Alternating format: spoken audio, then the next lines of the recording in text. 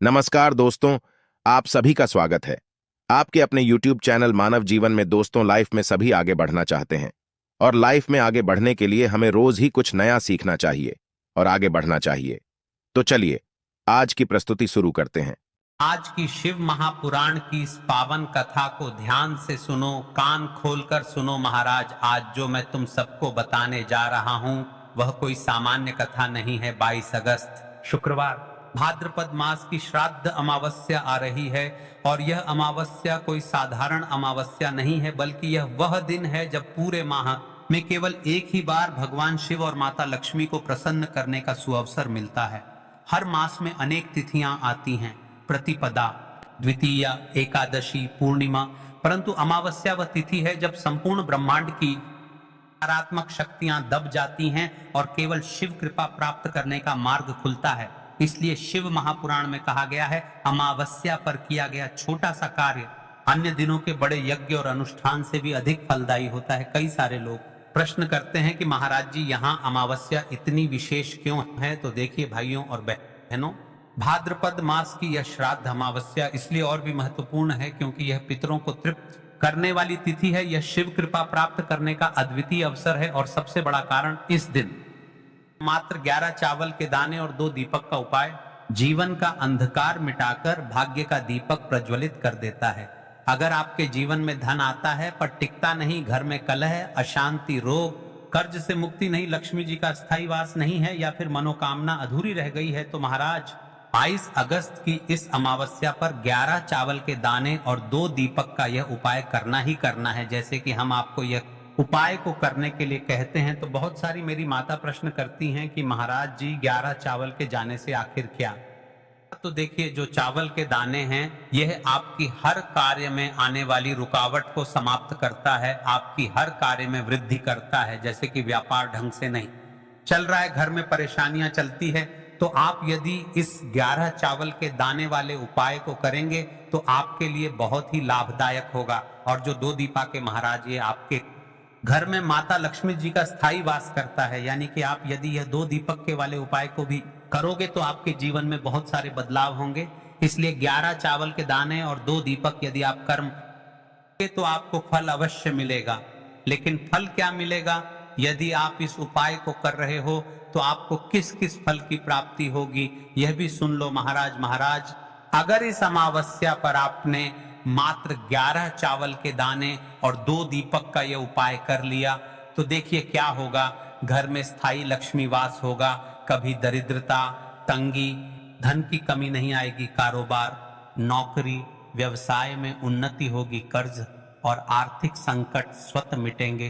पितरों की कृपा से घर में शांति, संतोष और सौभाग्य आएगा और सबसे बड़ा वरदान शिव कृपा भर आपके ऊपर बनी रहेगी। देखिए, आज की शिव महापुराण की कथा में एक पत्र आया है। पत्र से जानिए कि महिला के साथ चमत्कार हुआ जिसने अमावस्या के दिन इस उपाय को करा। आप सुनिए एक सच्ची कथा। भोपाल की एक महिला सीमा जी, घर में हमेशा तंगी बनी रहती थी। पति कमाते थे पर पैसे घर में टिकते नहीं थे, बच्चों की पढ़ाई रुक गई थी, बार बार कर्ज बढ़ता जा रहा था। उन्होंने बहुत उपाय किए, कई पूजा पाठ किए पर कोई फल नहीं मिला। पिछले वर्ष भाद्रपद की अमावस्या पर उन्होंने यही 11 चावल और 2 का उपाय किया। महाराज कहते हैं उसी सप्ताह से घर का वातावरण बदलना शुरू हो गया। पति को प्रमोशन मिला, बच्चों की पढ़ाई के लिए अचानक से मदद मिल गई और सबसे बड़ा चमत्कार, जो घर कर्ज में डूबा था उसी घर में आज स्थायी सुख समृद्धि है। वह महिला आज भी कहती हैं अमावस्या का यह उपाय मेरे भाग्य को बदल गया। पिछली वीडियो में जिन माताएं बहनों ने कमेंट किया था अपनी राशि से जुड़ा भाग्य जानने के लिए, आज की 2 विशेषर राशि वृषभ राशि, जिनका धन अटक जाता है, बार बार खर्च हो जाता है, उनके लिए अमावस्या वरदान है। 11 चावल और 2 दीपक का उपाय इन्हें अकल्पनीय स्थायी लक्ष्मी वास दिलाएगा। दूसरी ओर विशेष राशि है कन्या राशि, जिनके जीवन में मेहनत के बाद भी फल नहीं मिल रहा, बार बार रुकावटें आ रही हैं, उनके लिए यह अमावस्या भाग्योदय का द्वार खोलेगी। लेकिन याद रहे, यह उपाय केवल इन 2 राशियों के लिए नहीं है, यह हर उस व्यक्ति के लिए है जो जीवन में सुख समृद्धि चाहता है। 22 अगस्त शुक्रवार भाद्रपद श्राद्ध अमावस्या को यह अवसर मत गंवाना। मात्र 11 चावल के दाने और 2 दीपक का उपाय जीवन की दरिद्रता को दूर कर देगा, घर में स्थायी सुख समृद्धि लाएगा। और तुम्हारे भाग्य को उज्जवल बना देगा। यह कोई सामान्य कथा नहीं है, ये शिव महापुराण की अमृत कथा है। इसे हर किसी तक पहुंचाओ, शेयर करो। चलते हैं अब उस विशेष उपाय की तरफ जो आपको अमावस्या के दिन करना है। 11 चावल के दाने का उपाय सबसे बड़ा और विशेष उपाय, जो मनोकामना बड़े बड़े पूजा पाठ अनुष्ठान से पूर्ण नहीं होती, वह केवल इस 11 चावल के दाने वाले उपाय से हो जाती है। देखिए, सबसे पहले हम इस उपाय पर चर्चा करेंगे, फिर उसके पश्चात हम आटे के दीपक वाले उपाय के बारे में बात करेंगे। देखिए, अब हम बात कर लेते हैं उसे विशेष उपाय के बारे में, जो दोस्तों इस 11 चावल के दाने वाले उपाय। दोस्तों, इस 11 चावल के दाने वाले उपाय को आखिर करना किसको है, सबसे पहले हम लोग वह बात जान लेते हैं।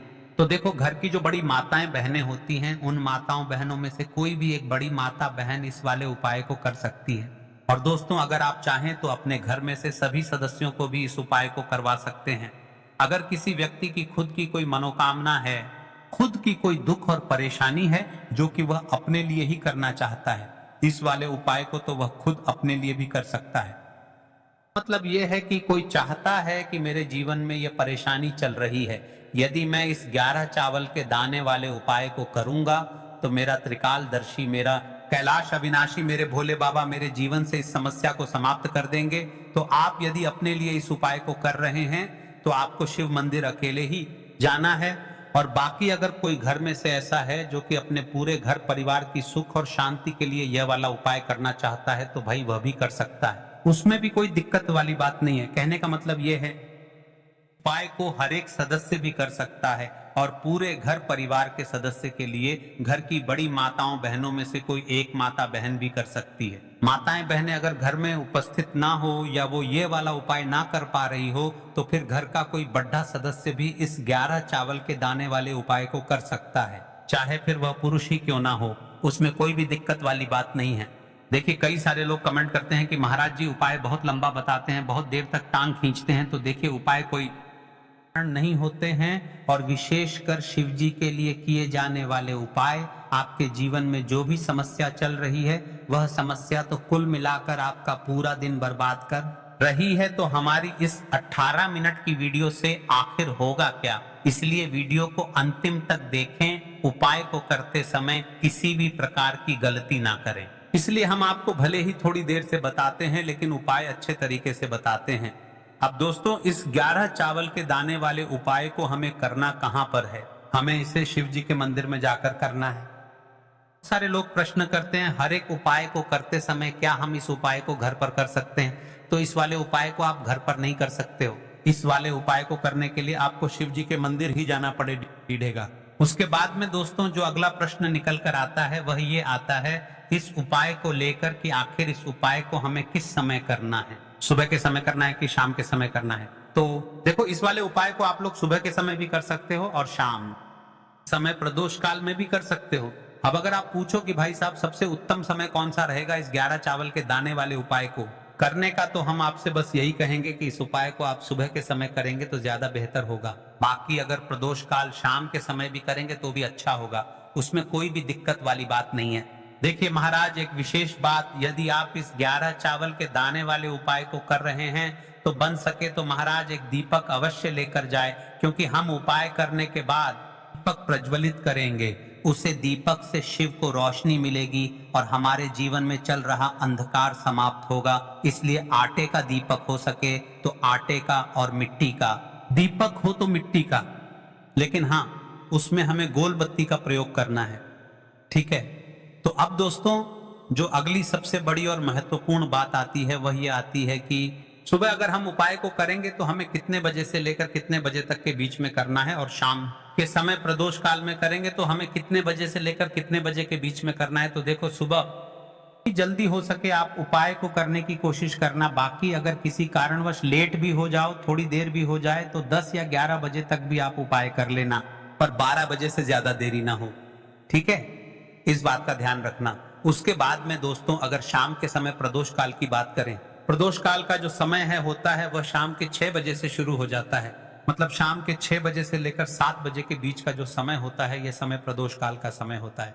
पर अभी जो मौसम चल रहा है में जो है शाम बहुत देरी से होती है, तो आप इस उपाय को 7 या 8 बजे के बीच में भी कर सकते हो। मतलब शाम के 6 बजे से रात 8 बजे के बीच में आप कभी भी इस वाले उपाय को कर सकते हो, उसमें कोई भी दिक्कत वाली बात नहीं है।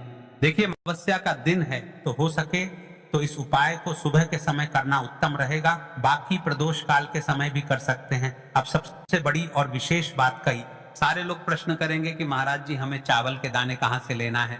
तो देखिए, आपके रसोई घर में जो भी चावल के दाने हैं, साधारण चावल के दाने या बासमती चावल के दाने, कोई से भी 11 चावल के दाने निकाल लो, या फिर आप बाजार से भी लेकर आ सकते हैं। बस हमें उपाय करना है, ठीक है। देखो, अगर के समय उपाय कर रहे हो तो सीधी सी बात है, 1 लोटा जल तो आप लेकर जाओगे ही जाओगे। वही 1 लोटा जल अगर मिट्टी का जल हो तो बहुत अच्छा रहेगा। मिट्टी का जल कैसे बनाया जाता है, इसके लिए हमने पहले से बहुत सारी वीडियोस बना दी है, लेकिन फिर भी एक बार सुन लो। जो मिट्टी का घड़ा होता है उसे स्वच्छ जल से धो ले, फिर उसमें इतना जल आप डालकर 1 से 1.5 घंटे के लिए रख दे, जितना आप शिव जी को चढ़ा सके। 1 से 1.5 घंटे पूर्ण होने के बाद पूरा जल एक बाल्टी में निकलना और इसे शिव मंदिर लेकर चले। है मिट्टी का जल आपके पास इस दिन एक आखिरी मौका रहेगा। मिट्टी का जल शिव जी पर चढ़ाने का और उपाय को करने का बहुत बड़ा आपको इस दिन फल मिलेगा। तो इसलिए इस दिन हो सके तो भाई मिट्टी का जल चढ़ाना, तो अपने साथ में कम से कम 1 लोटा जल तो आपको लेकर जाना ही जाना है। अगर मिट्टी का जल नहीं है तो घर का जल भी आप इस्तेमाल कर सकते हो। इसके अलावा जो भी पूजन सामग्री है, देखो 11 चावल के दाने यह अलग आपके रहेंगे, और जो आपकी पूजन सामग्री रहेगी वह अलग रहेगी। पूजन सामग्री में जो भी चीज लेकर जाना चाहे वह लेकर जा सकते हैं। उपाय को करते समय शुद्धता का विशेष रूप से ध्यान रखना, ठीक है। सुबह सुबह स्नान करने के बाद ही उपाय को करने की आप लोग तैयारी करना। उसके बाद अगर शाम के समय की बात करें तो शाम के समय आपको स्नान करने की जरूरत नहीं है, पर शुद्धता का ध्यान रखना है। आपको स्नान तो नहीं करेंगे, आप हाथ मुंह धोकर भी इस वाले उपाय को शाम के समय प्रदोष काल में कर सकते हैं। इसमें कोई दिक्कत वाली बात नहीं है।